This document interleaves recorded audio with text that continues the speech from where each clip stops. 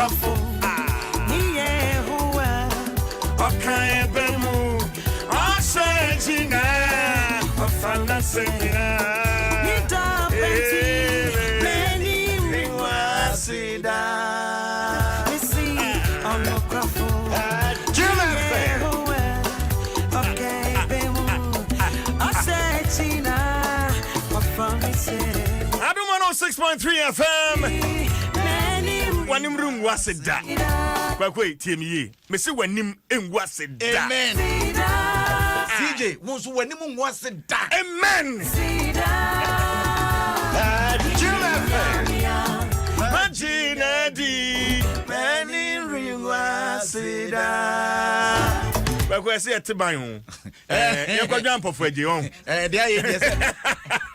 yes e bi so anuma na atu bia ben ampofo je die wo hoi die yemra kubra ye pate ban na ban no ready am so te ban na me botena na wo elite singer wo hom say ampofo je elite singer nti benya elite singer so mienu na me ma botena nti ibisa akua so no be bot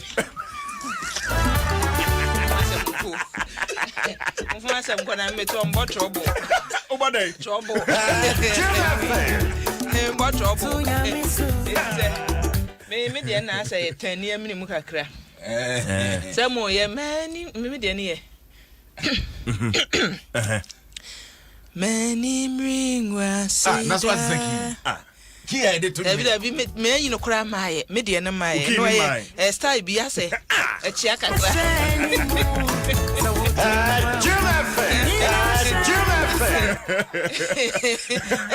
style bi ase chia kakra and go straight to chia kakra ntino se man tumbo a wan hwe ya me wi obi de o voice nice so no da bi me ye to nyum na me twan me obi a hyase nya sa wan hwe ya na masi obi de m ti mu nyina mafa no ba ku bi ye ka chiri e ya say many akua nyum na bo headset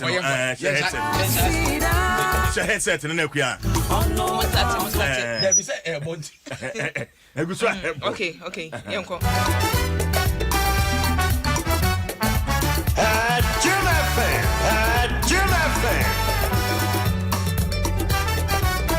akua are you ready yenko Ebi mo start to okay, we the call man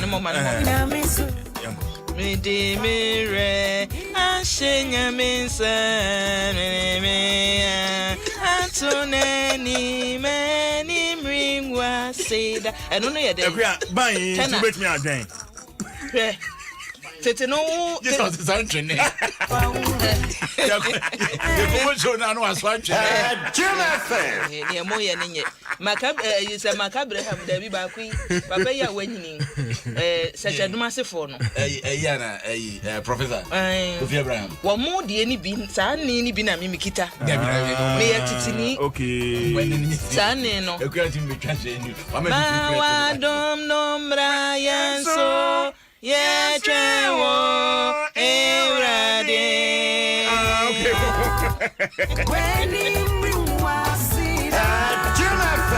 Vodafone, I say the future is exciting. Ready, Societe General, SG Ghana, the future is you. Agbeve Herbal Center, Waya Resefi, Latex Foam, your partner for life. Erata Motors, for the best car batteries and oil. Buy speed made batteries and oil from Erata Motors. Duraplast, where Duraplast goes, water flow. No possible. My name is buying for me. I crowd. We don't be able to crowd to come here. Crowd, but try Adom. CJ, my yanka on record. Na engineers ne stand by. And you may create these machines need to acquire on one. Oh, if you are with the fast annual ni tum, me to me at top. Papa said that chimbia up back in a year. Nature say, me techri. Or whom the obiani ni lemu, who's obi bo hip life, obi bo hip hop. Me the any a titty hop. Na titty hop nona. Yeah. Yes, wo. Na, around somewhere see Takwan Swayim.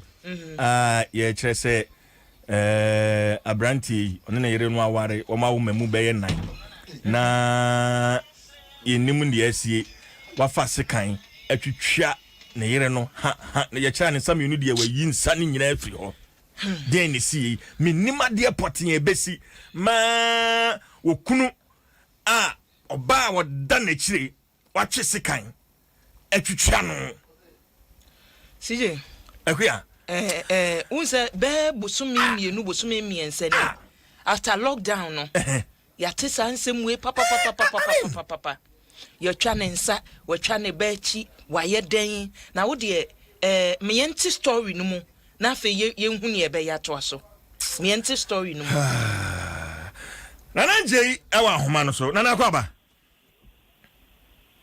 mina baba mejoso nana anapay me se afem papa idan say ase sa stories ya ye one too many doso dodo dia ya ne si menti wokunu betimi atwese kan atwitwa ne yire boyemu kakra asem yesi wo hen eba ne sen na je yo CJ dia moti ya no sa pepepe na etie asem wo ya enra esi ye no esi wo takwan shayim ekura de inshayim ekuru ba ko hono ma ekura na sa asem wo esi wo hono na okọ ekuru no mu a wonum nyina eye kokọ akuafo na bema yi a ya asem ereka hin ya wadi ne yire awu tisai wo ye kokọ akuani a obetra eye nshayim ma 5 hono na obetra hono oba bedo kokọ nti anche bia no kokofa ne ho kani enso ebeka no ho enti okokofa no ho kani bebeka no ho saa no ne ho kani ne ba no ode ne mamienu ene di nkan ebaaye ene mba betra hono nso no o ma bobra kakra kama a o ma wo mienu aka ho mana akwakoye enan nti o moti asomdwi mu a ebi abobobo ne kura wo ho no mu a eja omdidi wo ho nkomo enti ekokoba se bese na bosume ba akoni ene ekokoba se oba na etrese aware no enya ade obetumi ato aso bibi nti no ontumi nto aware no so enti opese oja aware na bema no efan baby na oba no so no ono so fan baby oba no de nkwada miru ne baaye odo mo beko na mienu no so mo nya aka ho so mo beke ne baako ana se bema no ebeje nkwada miru ni nyina no eno de asempeni for transia no mo hu se de asem no ehia ebesi akọ efiri saa bre no ede ba ni nyina no nkomo a yedidi ni nyina kire se efiri saa bre de ba no ese bema ni suban no asesa kakra oti minya meja no ama ni suban asesa kakra nti kokoba ne saa no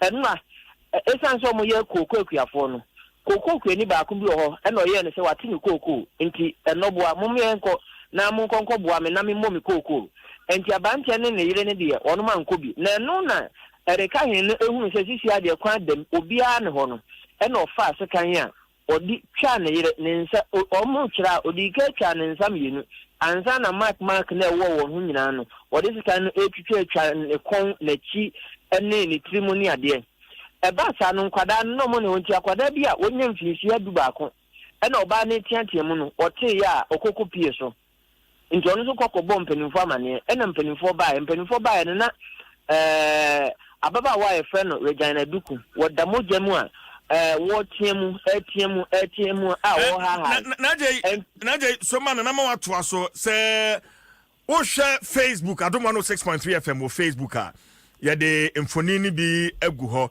na mfonini sane etie nti ya edit kakra mfonini ani enyan pa nti ya edit iron black and white de ma hata atani mo anto kwa Adom 106.3 FM wo Facebook se sia ya uba ko hunu sa widi semu ya o hwe sekan sane ya de sekan ebie maame no na chi na weyam sane tiri hunu no na ya de sekan bia ani enyan pa kwa Adom 106.3 FM wo Facebook na ko hwe mfonini bi na de to asoma me yo metwa so anti akwada no wonya mfinse du ba kono ene kokko pie so a okokko amane ma mpenimfo nso ba ye ba befa maami ede ne ko insayim aya sabia na omde ni duru insayim aya sabia na chese akwakoburu won so ene omo refa ne de ne ko efie kwanta no ewo takrade ye regional hospital na oduru hono na chese aye too late a wo fa mu ehwere ne nkwa enti enu ananwumre no ano mpanimfo de ne kɔ no ɔmo gya ne nsa mienu no ɛwɔ hɔ no mo ɛnyɛ sɛ ne nsa ntia no twa yo o twa ne nsa ne firi so ne nsa mienu no nyinaa naje me hwɛ picture no a asɛ ne nsa kɔn je sɛ ne nsa no watwa ne nyinaa firi so watwa fiti ne nsa kɔn no ɛna otwitwa tu ne nyinaa firi so nti mpanimfo de ne kɔ hospital no ɔmo gya no nti anwummerɛ no ɛna apolisifoɔ bɛfa sɛ mɔchifoɔ no so ɔmo hia na ɔmo de atoatoa so nti anwummerɛ no mba bɛfa nsa mienu no nyinaa nso ɛde ka ho ɛde kɔ me ne ɔkasa deɛ na mu no ɛda efie nkwanta abayɛ asabea mɔchiri hɔ no mo a mpanimfoɔ egu so ɛbɔ akyi nti bɛma ne ba ne saa no ɛna otu pia fa agyan wɔdwane ɛno awia no ekurumafoɔ no nyinaa te wɔn adi gu epom sɛ ɔmo kɔ na ɔmo akɔ akɔhwɛ no nanso ɔmo ahu no enti anapɛ na ɔmo ayɛ ne sɛ ɔmo bɛsan so atoa so na ɔmo akɔ akɔhwɛ ɛreka hin so ɔmo behu na so ɔmo hu na ɔmo de ne bɛba ɛma mmara ɛne na di ababaawa no nso no esan sɛ ɔmo emfiri nsɔyi mal 5 hɔ no mo enti no afei ɛna busuafoɔ no ɛba anapɛ ɔmo ato yɛn nkra sɛ ɔmo adu takorade a ɛnkyɛ biara no ɔmo bɛduru nsɔyi mal 5 hɔ no mo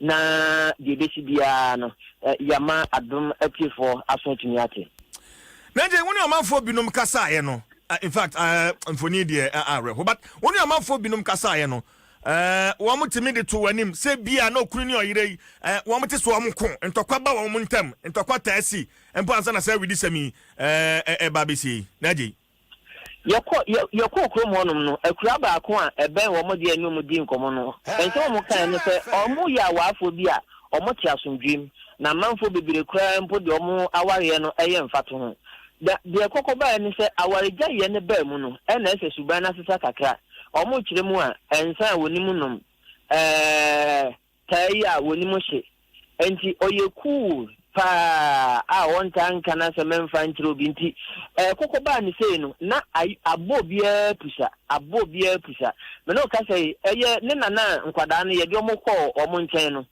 nana no so te sɛ ababaawa no wafiri mu no ɔno nso ɛfom sɛ twatu a me no ka sei ɔno nso ɛda ya asabia ɔno nso ɛgya ya rehwɛ enti nkwada no nkwada nan no wɔn akɔ onipa foforɔ nkyɛn a ɔmo to no ma ɔmo nso no ɔmo ɛhwɛ ɔmo nti sei na esi wɔtakwa na je gyina so ma me na wode ani awokɔte ɛna wode ho amanebɔ abeto menematiefo animi na na yawo abɛka me sa ahoma no so ɔno deɛ na esi ye bia si na nimpɛ na ne akɔ aba yeah na na ɛtesɛn nyamia domo awarefo ewuni mo ɔmo awarefo ni mo ɔmo pa uni wɔn sɛn wɔn awade ne net sɛn wɔn ntam ɛte sɛn na na yawo mese ɔmo awade ndi kasa bi a nimo na last month na na radio wɔ wachi hɔ radio wɔ hɔ dum radio no ma me sɛ na je wɔ hɔ so na radio no dum radio no kra ma me na na fe to aso ma me Jim FM. Last month na kasa bisi wo muntam yehwe ya yakeka asemi na ma utwai ndi from there come ni po de yentehwe anu agwa ya bukuku a mo freti ma ya die muka yakɔ na o mo twitwa nsari na agu ho me ni ko gina nsari homa during that time na moto bi aba befa girl ndi no ko isem hospital ba transfer de ko afian gwanda okokra. Last month akasakasa esi wo ntam no e de na kofa bai yekra form na de okoba ya nse ke no o se nikunu o hwe no ndi o undu drasa wa de no ni bisa boy na boy ni kire se onye se o hwe no na okoto prot Jim FM. sika no di sidan na je o mi na pu ba fure kura so akotena ngwangwanda one na se mo ani ndi asem bia ni bendem bi enra na wo he sawra husemi ba ne sen na na yawo ni ye bokuku wo ma ba ko ni kuku ndi o mu frɛ na atiatia ma ni ne de America ye ko ho na nzano awatwitwa nzare de agu ho ma ba de iboduane de ko Wanda. The assemble small boy been a so almost 10 years boy. Sabay no so okromu ha bi. Small boy. A crashing bimbe who's na this year or ne papa. The Nigru Waluma, my friend, Mamma, and in Akasa. Bema no what is saying unimu kwan ben so wo obi a sabi wono mo nsa tai wo shibi ana so so etisen na now there be one nsa kokukura onu bida onu meza on she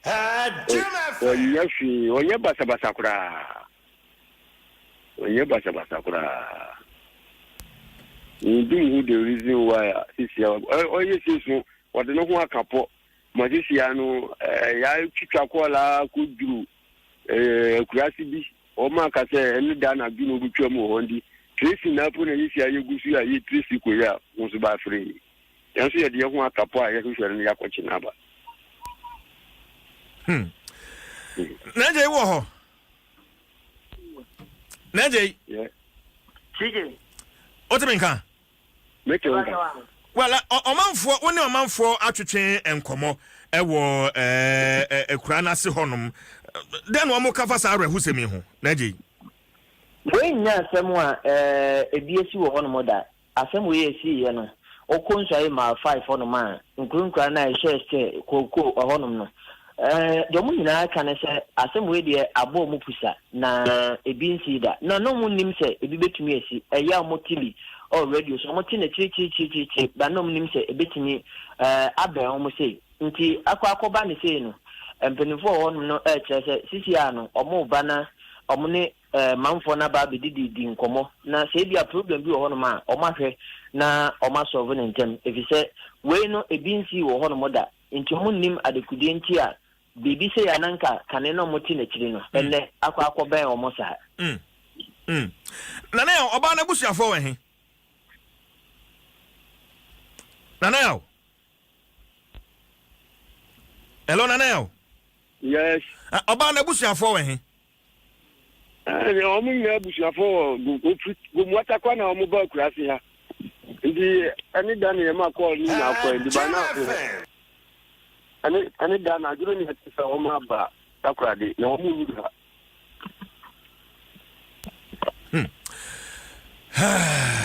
Ebusa kwa Adom 106.3 FM on Facebook.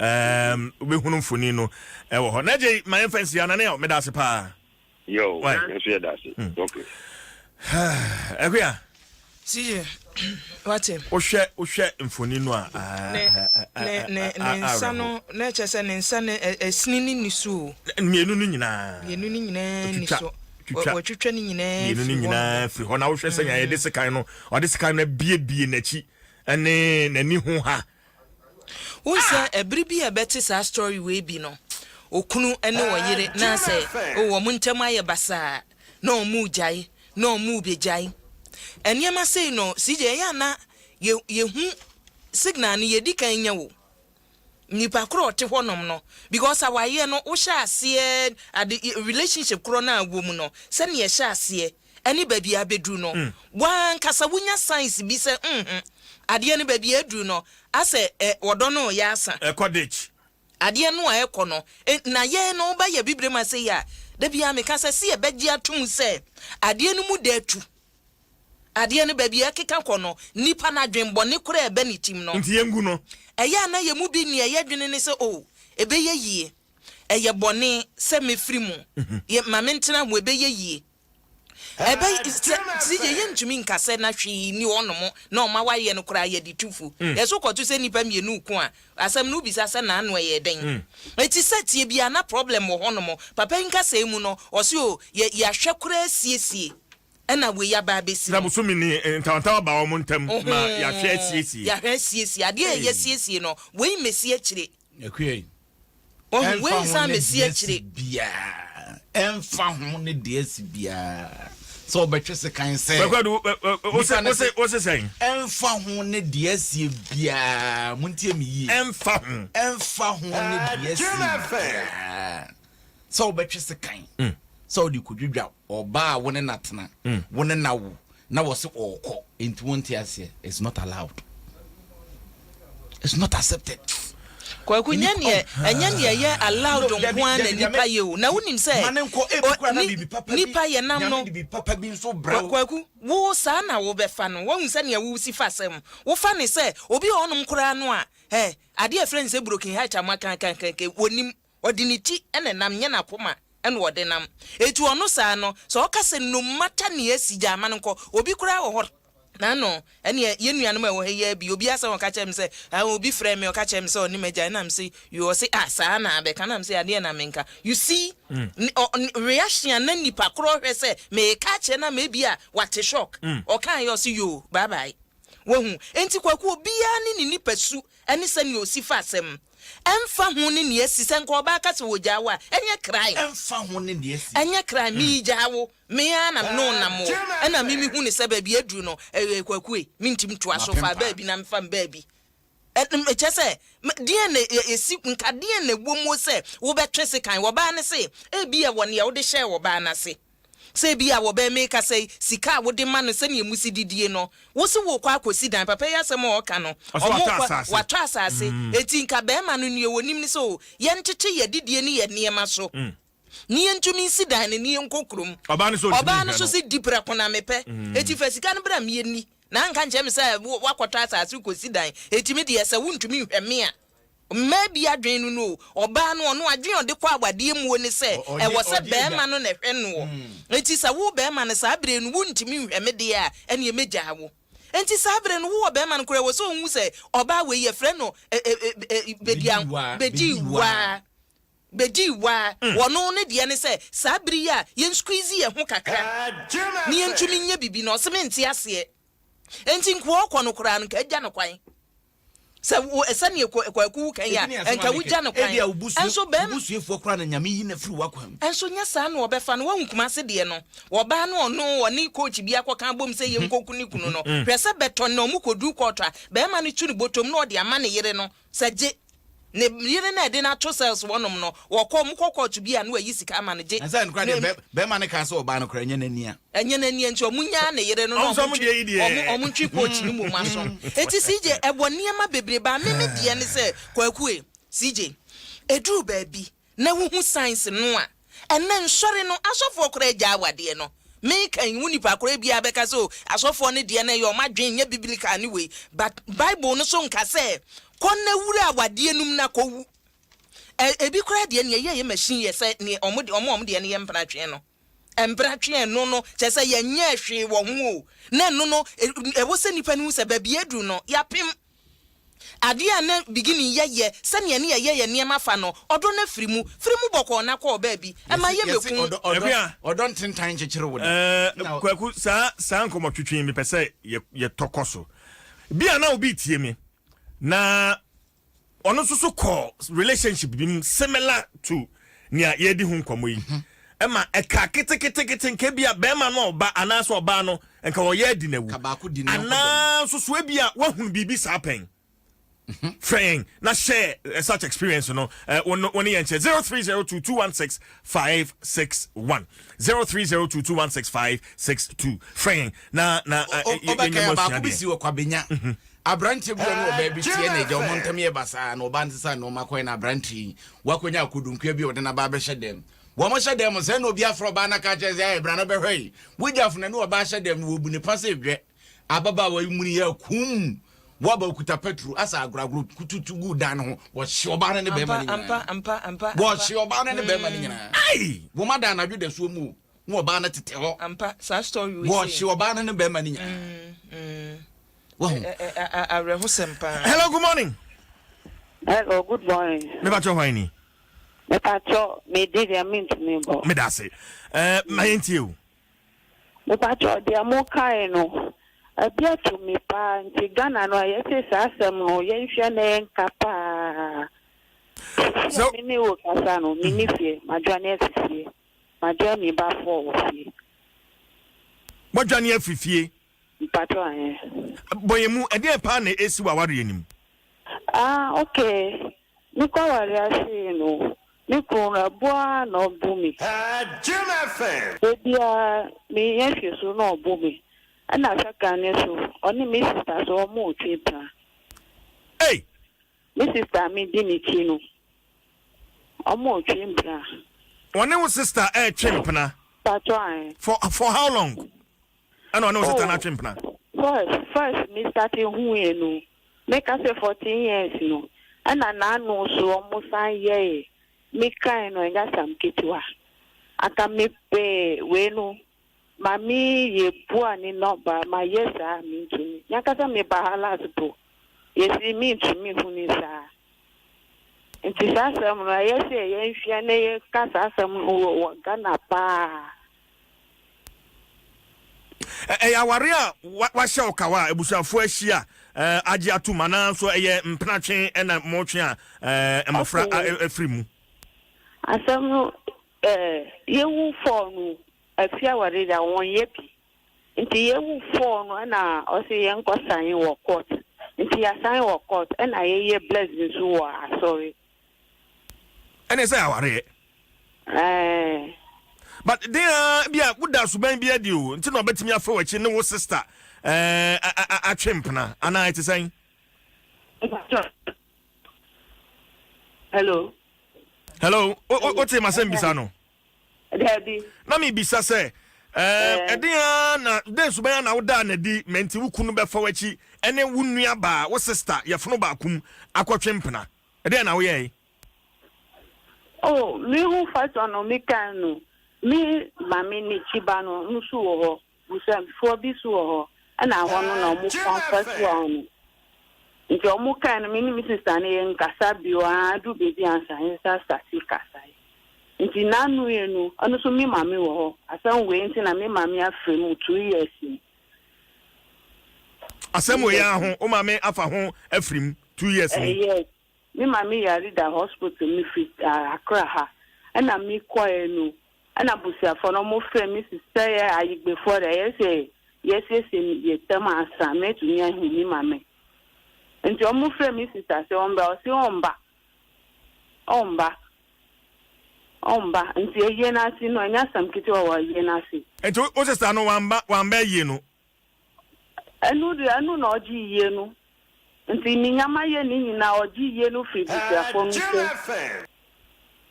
eye no oje free busiafo ni sem nti busiafo no mi mame no ni busiafo no mo koye na se bi eye na se o mo koye eye koye na se ni so mi ni mi sister no enya sem piti o eye na se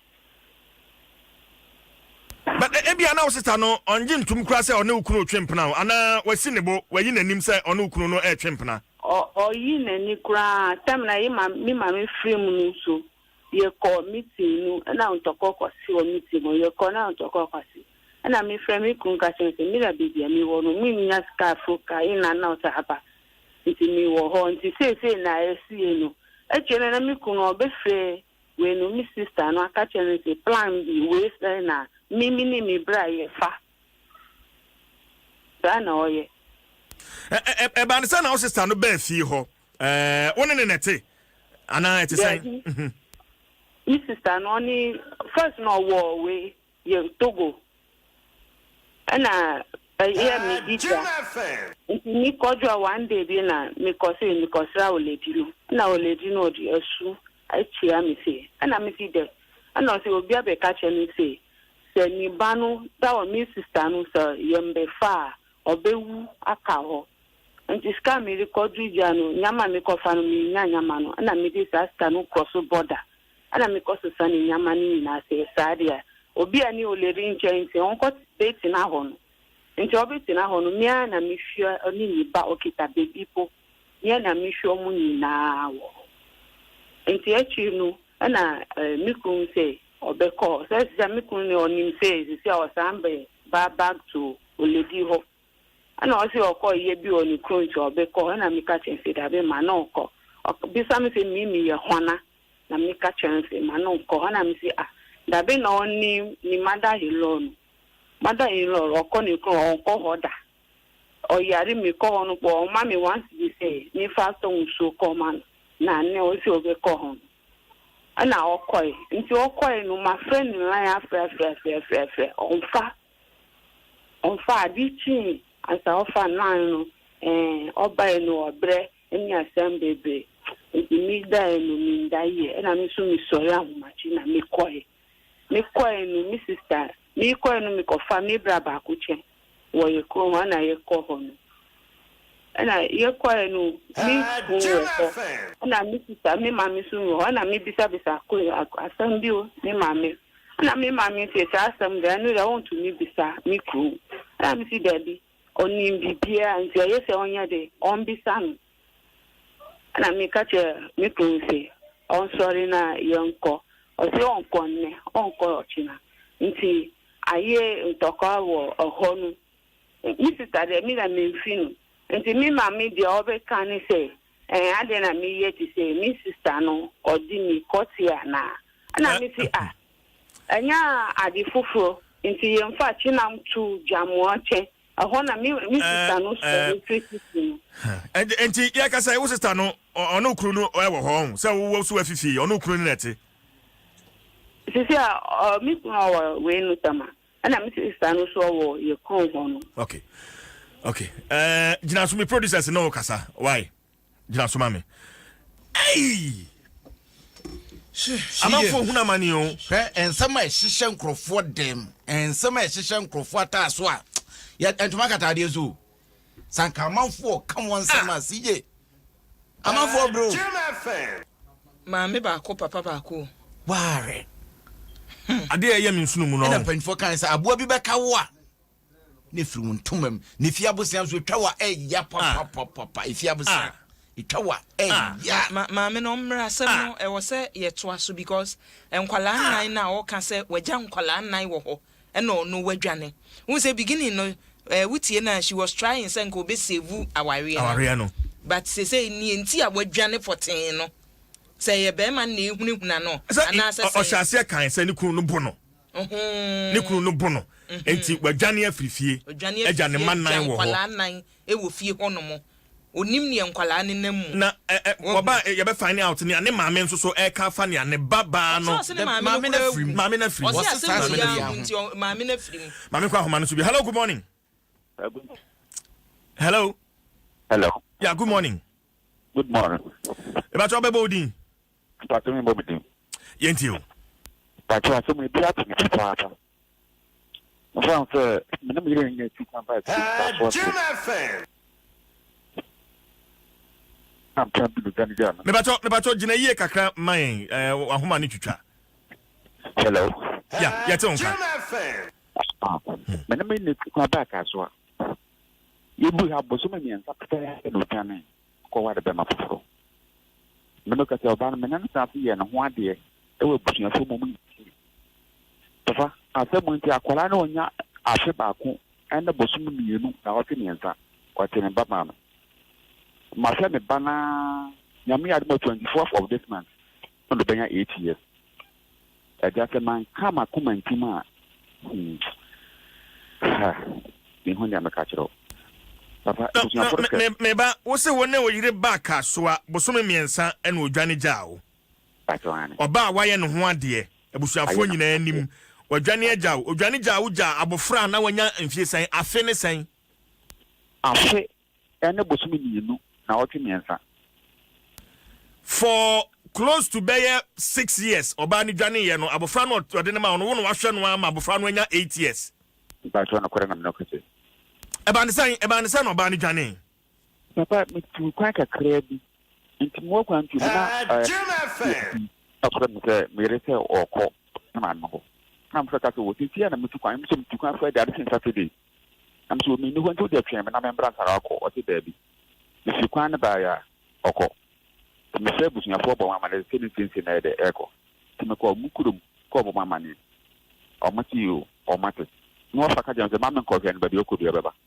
nti o ma na o ba no mo frem na me ko e na me no ka ta me no sa na o ko se be ma foforo papa no ka ti wa ma ya na ho ade a me da o nja ya ware e be ti dem ti ya na so aware wan ti ati bi wa ko ware be ma foforo na obi no e bi na fo papa ntimaya otu kwa akọ he ukodi bosome ananfie sen menti wantimi antwen a okofa boy ifie isiada ade tie memene da and on from Catchem or 2 coin aqua and comes you any damn kind of if you quack way don't matter.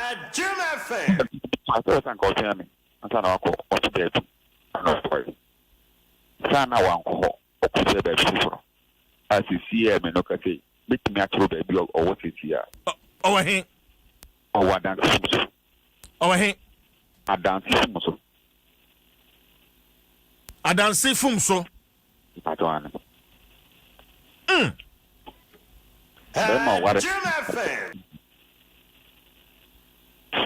Let's out there, won't worry, Bium. Oh, I feel I am your Adom.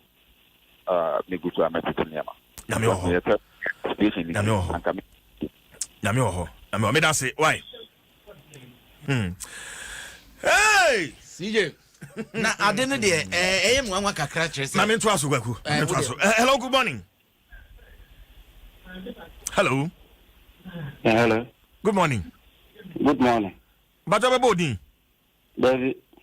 Yentio. Me kasa free na brongo.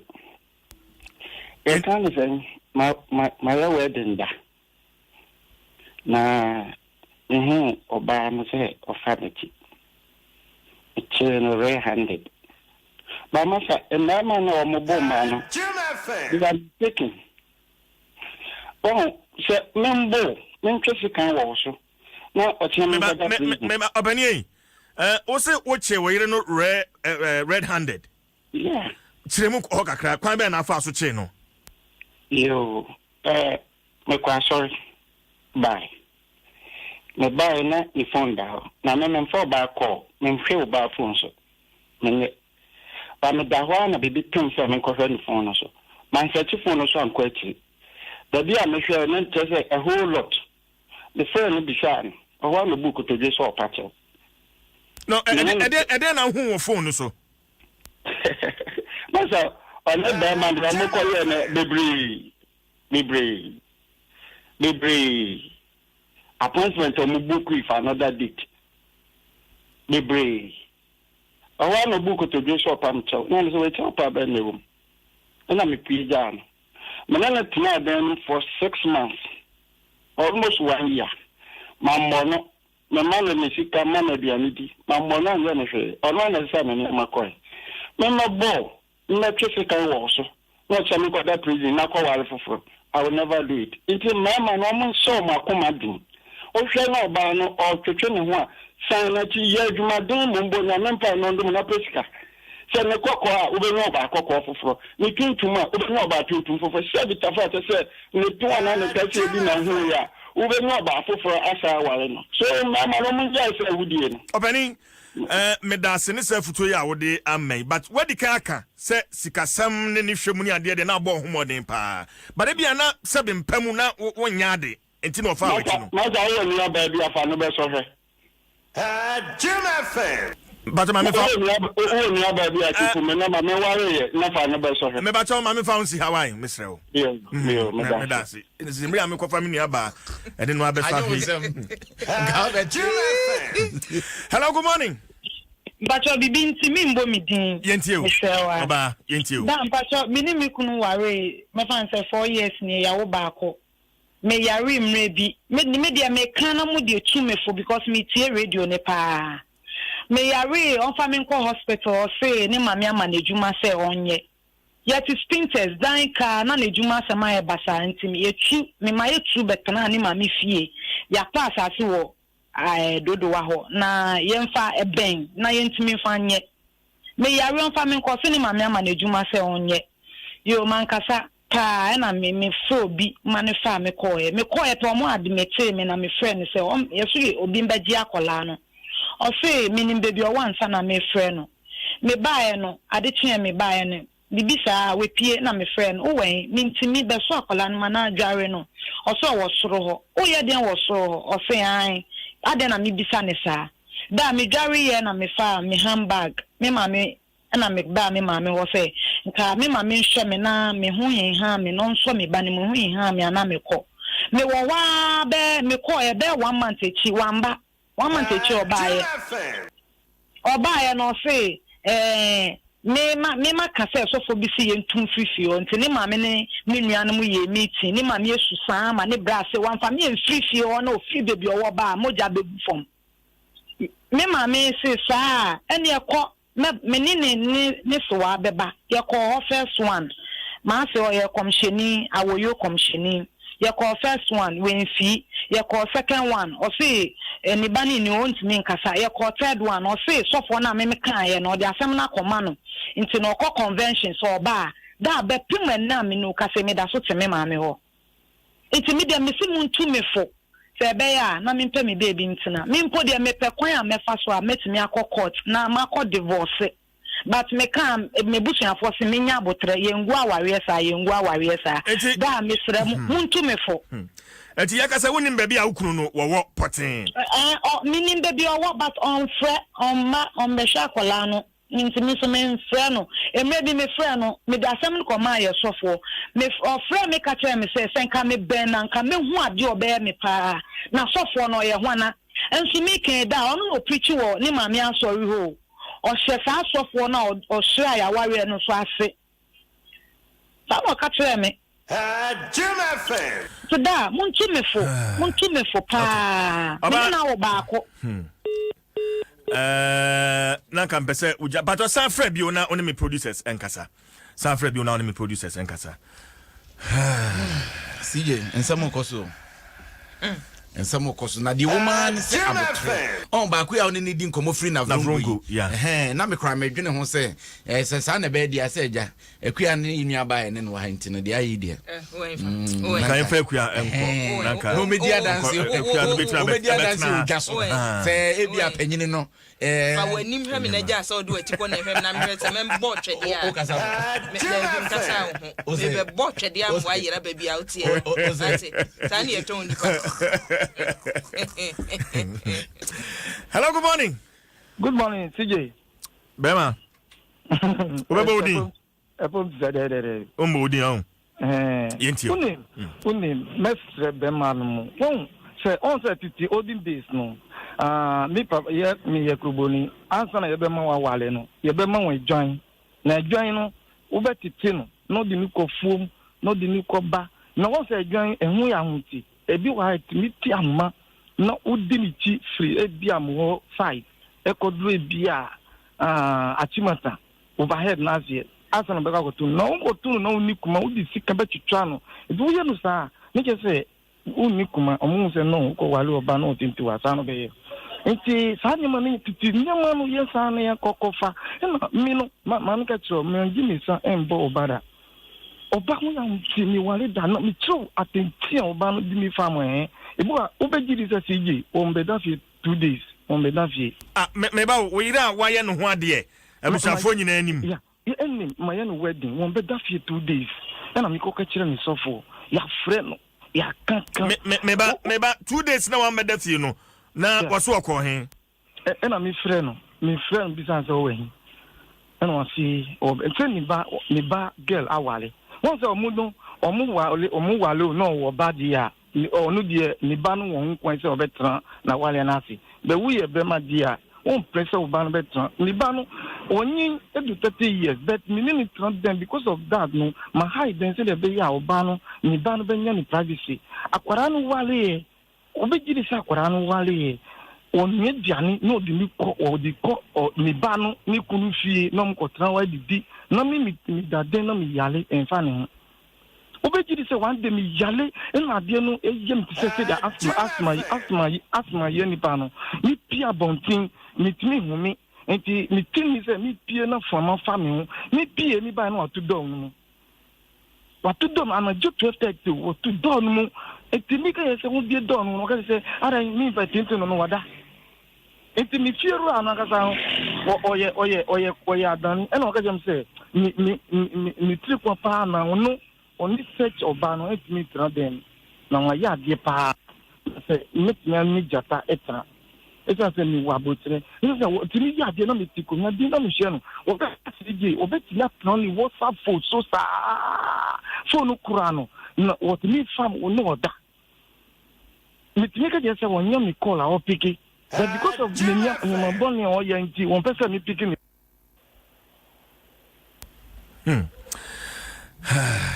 Hello?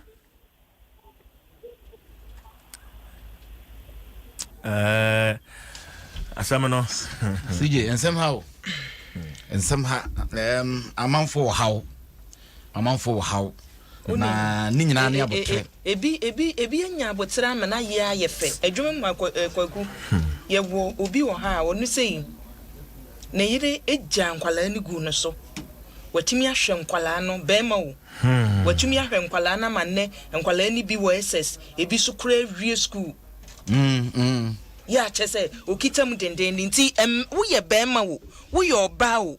Se asem na du ho no mo a ebi obi be kasa wo de wunko obi mu danti wonim akoma se na no na me kasa wo so obi a brabo no aye bo no ye nya shock absorber se sa na ya ma men san kwota kwansu ayem na me approach for mpani for nkotwetwe nkomo me ba na ya beto aso Superintendent Jonas Agbevam police commander takwa nsuayem ma men na ntwetwe nkomo all correct sir supo.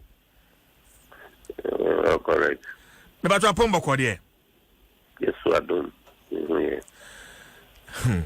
And apparently, who someone SC Mompatemu ho, Majidis approach for him when Musem award for Kuna our fat actress Channel and set to Chan have Fantifonia. Yes, I can in Krahano. Very, very disturbing. Approach for Mutin is saying, Supo. Oh, there you are some power. I have some power. Oh, winner. I don't some power. No, yeah, but in fact, I'm still in a shock. I'm still in a shock. I'm still in a shock. Yes, I say, and that's no better man. I always think I'm a show you really proper. Super, and Stemu Bay, Amania Bay, now one more the ball approach for. Some ban is now you're the dear one, Wamuti, our phone, mammy, a friend,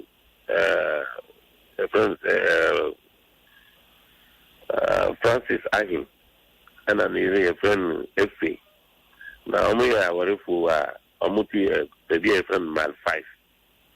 Man 5 from the Kura, in between Swayam and Benzu, a raw food. Now, they are having more issues, 2 issues.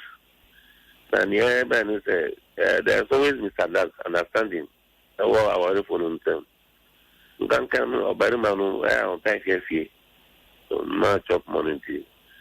In fact, Ban say, Mamina, in fact, any never cost what Babon, the Ninja. I need to so, or say, I want them, they are saying, I will or copying pillar.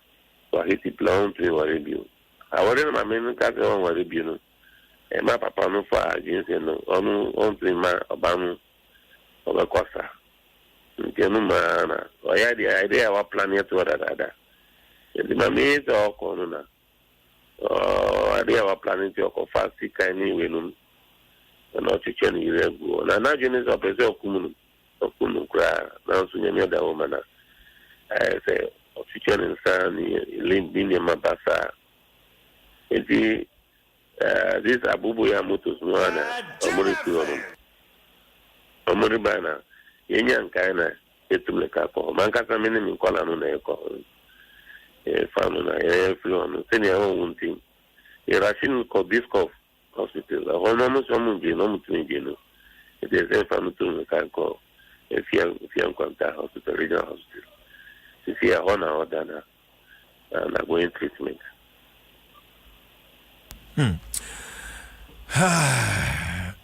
Nikunu wa hinsi siya yanyana ntiye se nikunu wa jani. Wa jani ya ba ne se jana anajoni nyina ma chintia wa bibia. Se bibia omuti nikunu bi emichu kakra. Namu honso nwura wo manten pamplu nwura no ni manti. On the grounds, they were joining the my information, all media houses and local FM stations, and Uncle for Munim. They should assist us on Buena and to meet you in family. Super mama no ase na yem fancy ya. Yo, that's also. Superintendent Jonas Agbevam, district police commander, Takwan Suaim, and I know actually and Komono. My go Facebook now making kind messages kakra. We say CJ, good morning. I'm watching you live from Seshi Debiso, Western North region. I want to discuss something with you. It's very important, so try to give me your number and let me call you, please. Me de number betu just is here. Me de number betu just is here. Na bibinia wa friend me Caesar can lobby. I say I'm very sorry. Kwabena Bento. I say very sad this morning. Russell Ening. And I say good morning. ABY and Kwekwedu. Hey Ghana. Hey Asemu. Ghana men are becoming too wicked these days. The government must do something about it. Wishing all of you the very best of the day. And I also so their mind. Nanaya Bridget. I'll say, hey, this man is wicked. Hey, God, what is happening? And also so they are praying. They are happy. Yeah, best friend. More so moji a foot only way no. Share a true level be a bushia for no more. Abusia for no more because a be on momusio, ye can ye, and ye buy ye, and a sense ye. Eti yen nim sawa ye no, yen yainesa. But a drew stage be not say ye share, nin to mean koya, ye best rash off no. Yes, rash off no pass re ebusia. Abusiani asofo sa enkom hye bebre ensem keka bebre na we na ye no yesre etoda na se wuni pakro wan kasa so wan ma wadwen no anya dwuma na wadidiem gi so obisa sofo wo bed no yire bedaji so obisa sofo wo ba so chese ne obe bia yesre yema ya dwen nya dwuma na asofo ne counselors ne yebusuafo no se du ba bia sani wo etoda na ye ma mu ni nipa ni bi de ye mfa nton sa me kura me de no e chen wo de no enu se ye betwe se kan yesre yesre CJ kan tete no me ba wo tete no na enoma bi se na won tante na wante man na wo krobo na se mo kan o se ye ma wudwan na aboa na hawo ne o hawo nyina na de ne namu akoisi obenyini enti ya kire wo ya ma wo amamre kwan so ye tetew ansa no waware Adom 106.3 FM ebia wa hu mfoni Accra International Conference Center mfoni no wa hu se ne hwa ye hwe edan no ya painting ne shepe ne si ho no mo wa hu se ne edan no atete apansa wa hu pillars ene se ne iron rods ne nyina ayiyi no ho na si je mwanwa se mu we mwanwa eyemu edan a yebo ejapade ye ya ban de a yebo won kran bia no wo de se ba ya ni yenye renovation works wo hoda infiansia ejapade 6 years yenye renovation works wo hoda conference center Yajisika conference center sika na yaje no unhu ba bi e befa yemfa bi nya renovation bia edan ni si wono mo saa wo etoda na wo wura matim se edan ya papa yo edan no ayese yo eso ni afa no ho na na edu wura mu etu unhu ne ekoso wo de yemfa national theater ansa o be ko national theater o se program koso a empempi no be pila no me ba ya ka se ya ko Facebook a Shesania Accra International Conference Center aye ko Adom 106.3 FM on Facebook na share infoni videos of me hu CJ chesa ade na ebu o wonim say even na yon roso no kura ehemu no eno na agwo atumi abu edan no ho ma menche wade ye show a ubonsi yesiesie won internal decorators no wo de flowers ne entoma na sensen o kata na akata no ma we so enade e wasie ho nyina pro eti say won say adkonti ampanfo hu side we ne say we ni event bi ankoso ho eti decorate ho ye fa hwen kata bibia ho esa say event koso a animu na obeduru no pila no ne ade ntoma achechire ho enti ai chese ejapade ya ban die nyina de yetugu hwe ejapade CJ ya ban nyina de ye reni ye mesrawa akọ Adom 106.3 FM e Facebook sesi a unim se we obi ti wono mu a kwahwe senia Accra International Conference Center. And I believe this is the only international conference center you want to mayim. Na enra wo hu MPs no ne mpanimfo na ekọ ho no recommendations are no mode bano me te one member asema na me say etoda yenye serious ya wadie ba CJ me de ade ba ko ahye wonsa sehwe so meba wantumi ahwe so meba behwe so meba ma me kwa homa no so na me ne owura Maikado architect me ne no entwetwe enkomo Maikado. Yes. Good morning. Good morning. Apomboko de. Nyame adom. Unim diemu se unu structure to say Accra International Conference Center na esiho so many years and no parliamentary select committee wamu construct ho na wo hwe senia edan no atete apansam ya tekura se be 6 years ni renovation works papa bia ni hono a akoso e wo sa structure no ehu uhu ni saying Rado. Yes.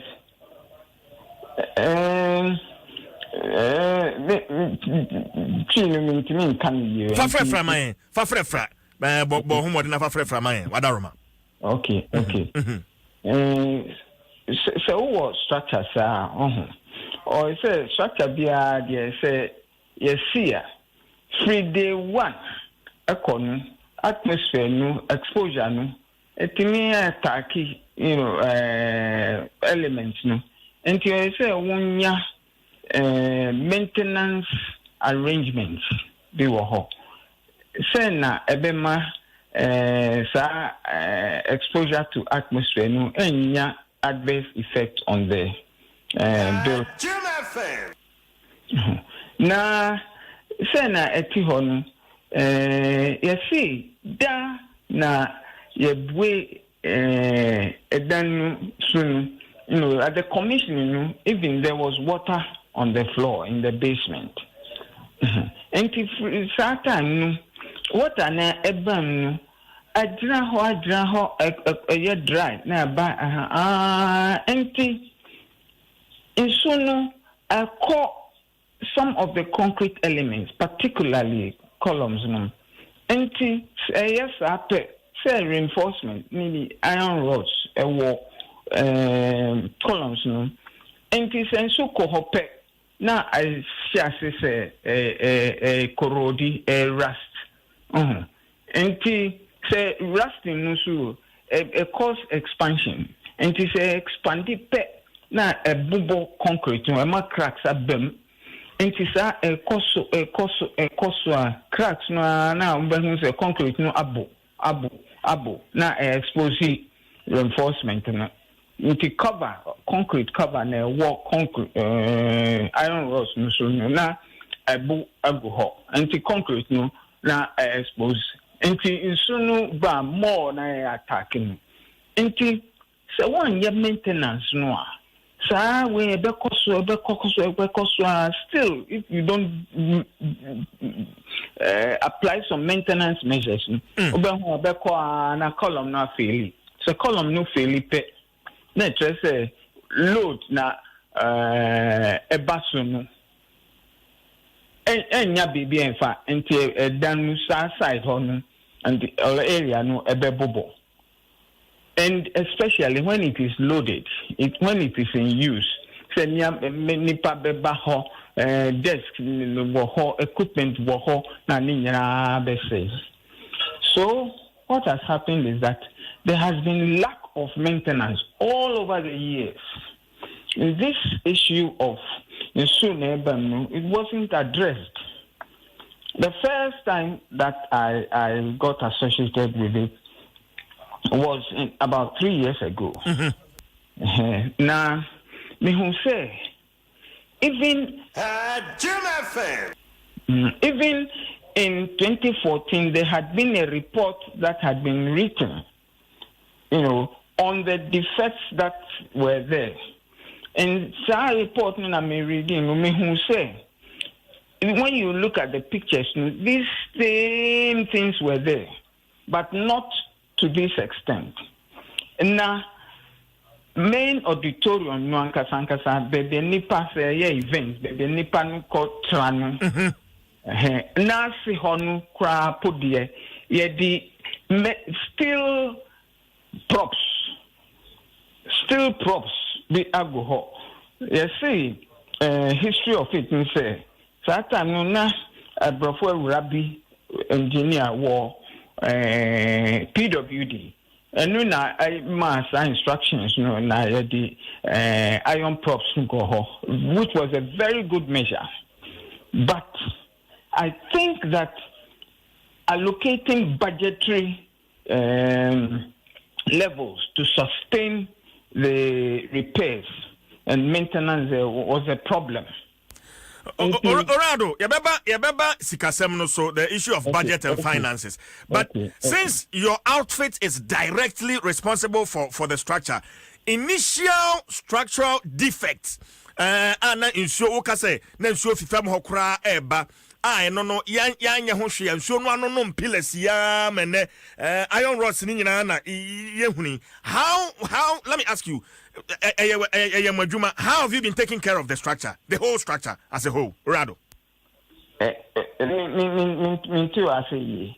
Who besides say na etino, say na ebetini access no ana yes ana. Your outfit is directly responsible for the structure. Meboa. Wadu me ko na mo hwe edan ne so. Ana meboa.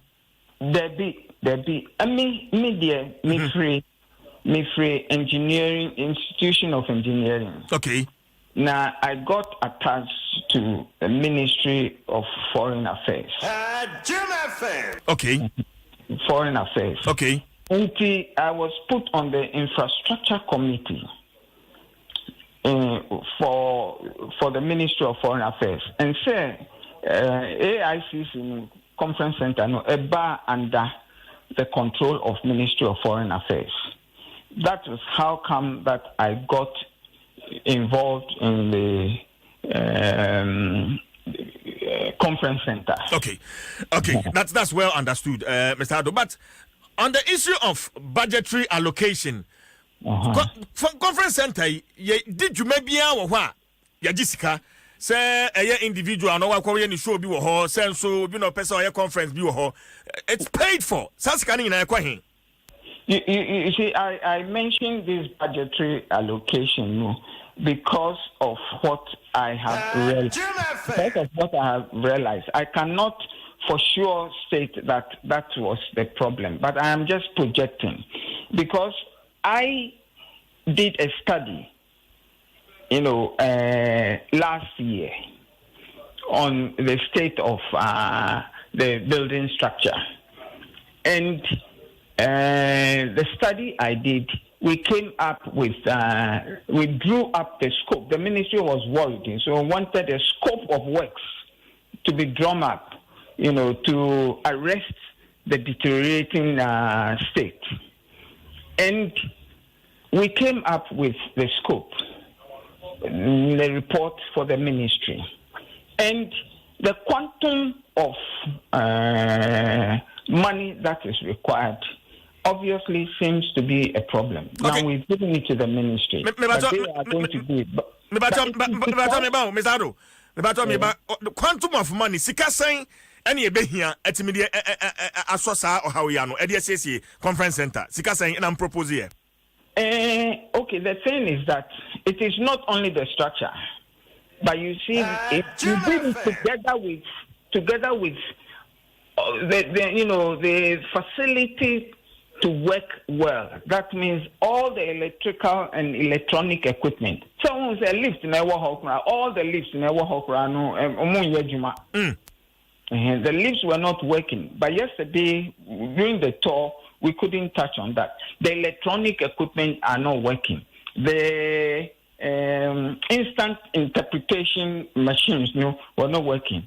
But the thing is supposed to be very modern. It has a machine that simultaneous interpretation, I think in 16 languages, they are all not working. The fire alarm system, they are all not working. So the cost required is of the order of in excess of 100 million Ghana cedis. 100 million Ghana cedis. So for such a thing, money has got to be sought for. But then if from day one, that was from 1991, a maintenance regime had been instituted, like every year there will be something small, and then the expenditure will be going on, and it will not get to a state where you have to look for so much money to do the repairs. Hello?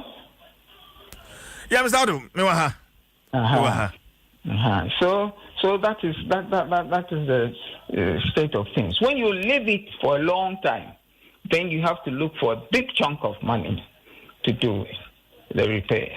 Mr. Adom, are you on secondment and put in charge of the Accra International Conference Center now? You see, the ministry wrote to the institution to have a member, brought there to be on the entity tender committee. Okay. And so that was put there. Because of my expertise, I was, I was put on the infrastructure committee, of the AICC, because of the problems that they had there, and normally PWD is supposed to be doing the maintenance works for all states. I may be wrong, but I think that is what they do for all state properties, But then when the state of repairs get to this, an expert has got to be brought in to draw up the scope of works which have got to be done. It all, it comes from two things. One, the initial thing, there were certain provisions that were missing at the beginning. That's why I'm saying that even on commissioning, water was coming into the basement. And then secondly, the maintenance measures were not instituted to be done periodically and recurrent, Oradunti, so bono why pan yemfamono PWD. Say again. Subuano, who is to take the blame? When yemfa Subuano and Bono PWD and also so more committee and our team no yede Accra International Conference Center Asha Monsano. My opinion is that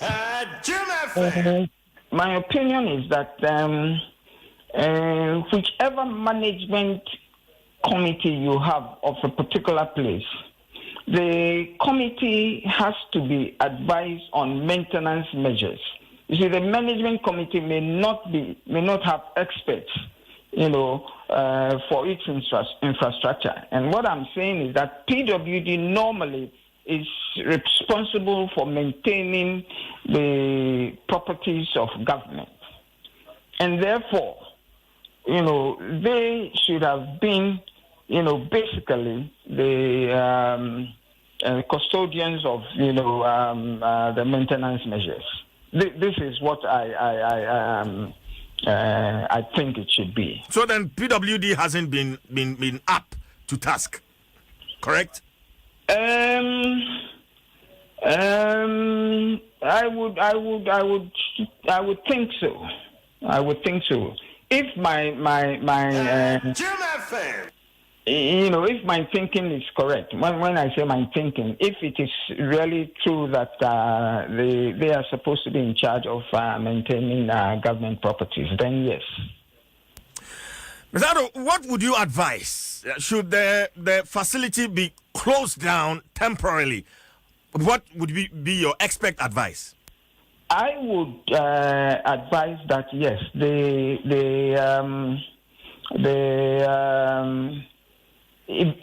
holding of events, should be temporarily closed down. That if I am the engineer in charge of rehabilitation, temporarily closed down, and then the repairs will start in sections. First, the structural element, because that is the most important. You see, when if there's going to be any damage, it is the structural thing which is most important, because that may bring about loss of lives. So when you tackle the structural portions, and the structural portions, the cost of the structural repairs, surprisingly, is the lowest. It will not exceed about 10% of the total cost of rehabilitating the place. It will not exceed. So if I'm projecting that this will be just in excess of 100 million, yes, Ghana cedis, then the structural cost of repairs will just be a little over 10 million. Okay. Ghana cedis. Okay. You see, so then you will prepare all the structural elements, and then when you have finished with the structural elements, you can start using the place again, on a graded, level. But then your electronic and electrical equipment too have got to be, as we stand now, the chiller equipment is in limbo. The chiller, that's the cooling system. Cooling system. The cooling system had 3 big units. Okay. Now, what is working now is just about half. Therefore, when there's a session and that half, there's a problem with it, then it means that cooling cannot go on. And it's been done at very great cost because, the other sections were cannibalized to put the half, in quote, the half to work. Well, so the structural portion has got to be, tackled first, and then gradually the other, portions will come up. Because this is it is still a very modern, facility, and if it is left to waste, at the moment the management is, done very well to keep it, going. You see that all the finishes are clean, the minor cracks have been, the roof, has been done so that the leakages have stopped, but there's still more to be done for the roof because there are potentially, dangerous portions there also.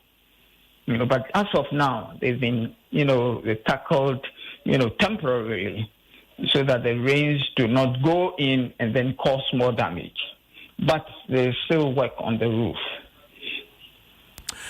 Well, Mr. Ado, many thanks for your time this morning. We appreciate it. Mm-hmm. My Ado, your architect. Say, watch him. See, edu baby a omo nimu say no. Omo mra bonten. E wasi ebu dan na wasi ebu. Hwan na ne mfonso no waboso. Ni ehu baby a nipa ye de adwuma hye ne nsa no a wanye no. Na kwanye wasi ye den fa so. E se dan no esi wo no. Ensi wo keke o. Edan ye ti se edan a ye wo bi e wo so hwe ne maintenance no. Eti se nipa kro nya adwuma no na se engineer ya wo kan no. Wo ka se wo kan ho, wo se me nka ho. Wo ka se wo wo house da bi mi wo ministry mi wo ni se but ne wo mu an se or ye part of the team no omo hwe no. Eti ye besre papa say omo ye in charge no we anim guase nhyiamu akese a nipa firam no ne banyina no sa conference center ho ne ye beye no. Eti yesre papa no onya so de wada no no ne na sade e wo so ye no animanimu ya wenhwe ne enye wokọ abrochi a dance nsuom e dance nsuo so nzulezu se hin ye nsuo so. CJ answer be kon only conference center host most of the big events when it comes to entertainment or Ghana. About music awards, the bar 020 live. First, not the Dome. The Dome, so attent no. And at the Dome, no. We must say how about who to see you when you see me. And then I say, I cry a trade fair center. Iba new one, fantasy Dome back and one. Now conference center and one entertainment events a hosty. And then coronavirus here by Universal Castle. He host events or conference center. It's a rather near than a CCU. And Casambre amount for about jams, Yanum Munti Mutubadian Gum, Nebogum. Then walk of a disaster for Friday about. And penny for her near young tomb, your tomb, we are YCC, you are Yimbi. Obinim Yakwadu Kumia Kriabwa Adom. Number coming when you're dinner possible where that Duraplast, where Duraplast goes, water flows, Errata Motors. For the best car batteries and oil, buy speed made batteries and oil from Errata Motors. Ideal milk, Ghana's favorite milk. Latest form, your partner for life. Societe General SG Ghana, the future is you. Vodafone, the future is exciting. Ready? Nafi Agbeve Herbal Center. Wayarisa, if he Branton what transi, Kabina Bako, Kwaku Bako, Wamatrasi.